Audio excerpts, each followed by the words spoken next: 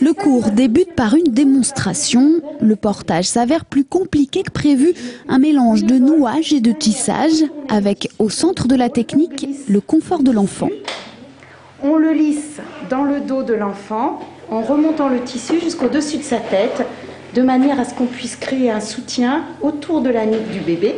Une fois la technique mémorisée, les mamans doivent passer à la pratique et les premiers essais ne sont pas les plus convaincants.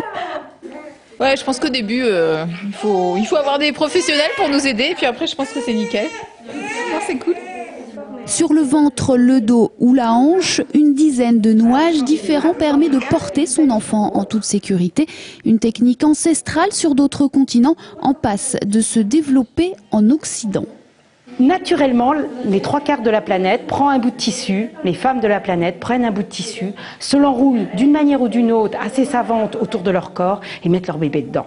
Les bénéfices du portage sont surtout importants pour l'enfant. Il lui permet de découvrir le monde tout en étant rassuré par le contact de l'adulte. Les mamans également y trouvent leur compte. C'est idéal pour avoir les mains libres, pour pouvoir faire quelque chose à la maison. Bon, quand ils sont tout petits comme ça, on n'ose pas forcément les mettre sur le dos, mais dans quelques mois, quand elle va pouvoir aller dans mon dos, là, je vais pouvoir faire plein de choses à la maison avec les mains libres et ça, c'est très très pratique. De plus en plus de professionnels et de médecins militent aujourd'hui pour le développement de cette technique de locomotion. Le portage en écharpe permet à l'enfant de garder une position naturelle. Le bébé doit être porté arrondi puisque la colonne vertébrale n'est pas musclée à la naissance. Elle mettra 1 an à se muscler complètement. Pendant tout ce temps, l'enfant doit avoir la possibilité de se mettre en boule, de se mettre en petite grenouille. Le portage pourrait donc devenir un moyen de plus en plus utilisé en France. Il se développe déjà.